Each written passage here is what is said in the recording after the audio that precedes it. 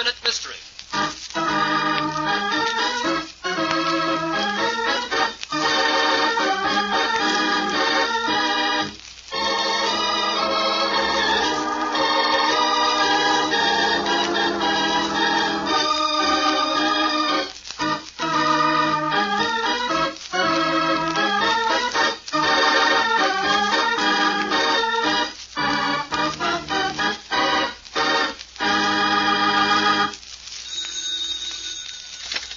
Lieutenant Evans, Homicide Bureau. Lieutenant, this is Dr. Norton at the city hospital. Oh, yes, Doctor. What can I do for you? I'm afraid I have some business for you, Lieutenant.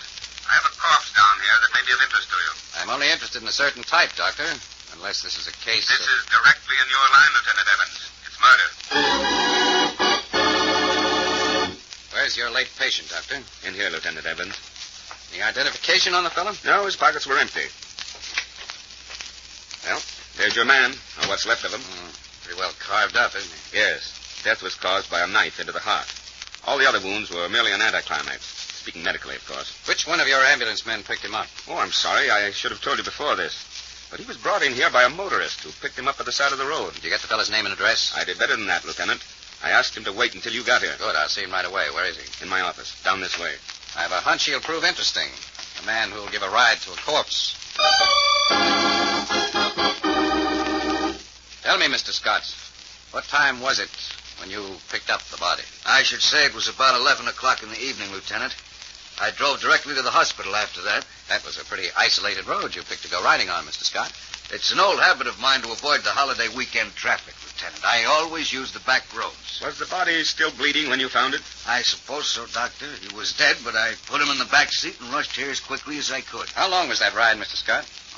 About a half hour, Lieutenant. I estimated the death to have occurred about 9 o'clock this evening. That was an hour before Mr. Scott discovered the body. Well, that's about all the information I'll need right now, Mr. Scott. You'll be asked to come to the coroner's inquest, of course. I don't mind that, Lieutenant, but my time is rather valuable. I hope to be compensated for it. I'm sorry, but I don't handle that angle for the city. Is there any sort of claim I filed to get the back seat in my car fixed? What happened to it? The covers are all blood-soaked. I told you I don't take care of that sort of stuff. I thought murderers were your business, Lieutenant. They are, but you don't mean... I do, Lieutenant. If you pardon a doctor's intrusion, I'll have to diagnose Mr. Scott as suffering from a malignant case of murder. What clue did Dr. Morton discover that led to his analysis of the crime? In just a moment, we'll know, but first...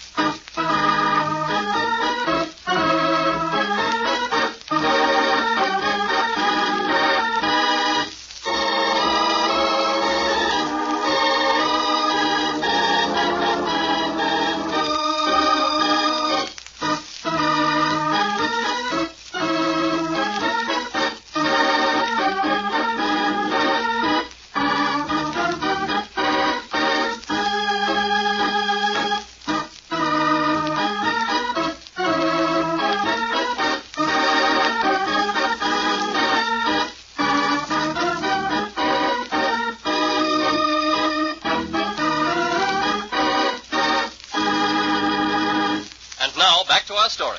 That's a bad guess, Dr. Norton. Only on your part, Scott. In thinking you could get away with it. You tipped your hand when you tried to get compensation for being courteous enough to take your victim to a hospital. I stated that he'd been dead for 1.5 hours when you brought him here. You claimed to have found the body an hour after its death. Assuming that to be true, the back seat of your car never would have been soaked with blood.